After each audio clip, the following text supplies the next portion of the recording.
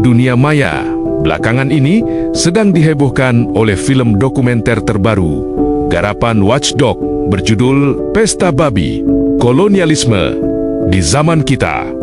Film ini memicu perbincangan nasional, bukan hanya karena isinya yang berani, tapi juga karena rentetan aksi pembubaran acara nonton bareng di berbagai kampus dan daerah. Namun, alih-alih ikut terbawa emosi, mari kita bedah duduk perkara masalah ini dengan akal sehat dari dua sudut pandang secara objektif. Pertama, kita harus tahu apa itu makna pesta babi.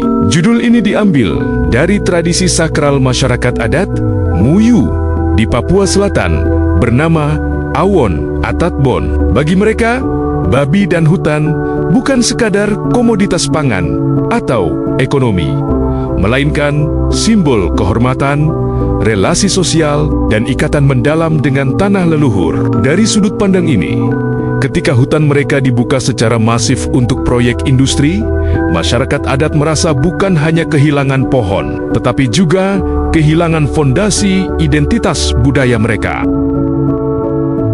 Namun, jika kita melihat dari sudut pandang pembuat kebijakan atau pemerintah, ada sebuah misi besar yang ingin dikejar, yaitu ketahanan pangan nasional. Dengan populasi Indonesia yang terus tumbuh, pembukaan lahan skala masif untuk proyek pangan atau agraris seringkali dinilai sebagai langkah strategis jangka panjang agar negara kita tidak ketergantungan impor dan siap menghadapi krisis pangan global. Pandangan ini berpijak pada logika pemerataan pembangunan fisik dan ekonomi makro.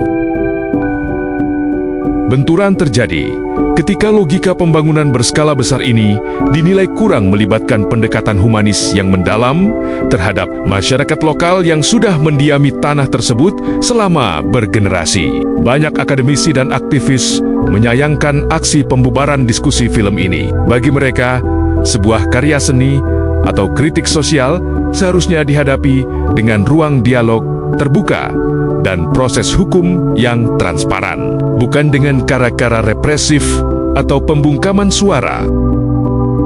Pada akhirnya, film Pesta Babi menjadi cermin penting bagi kita semua. Pelajaran terbesar yang bisa diambil adalah pembangunan fisik yang megah tidak akan pernah sempurna tanpa adanya pembangunan manusia yang adil. Jangan sampai perdebatan film ini justru menciptakan polarisasi horizontal di masyarakat. Isu Papua dan lingkungan adalah masalah pelik yang membutuhkan kebijakan berbasis empati, di mana roda ekonomi tetap berjalan tanpa harus menggilas hak-hak dasar masyarakat adat.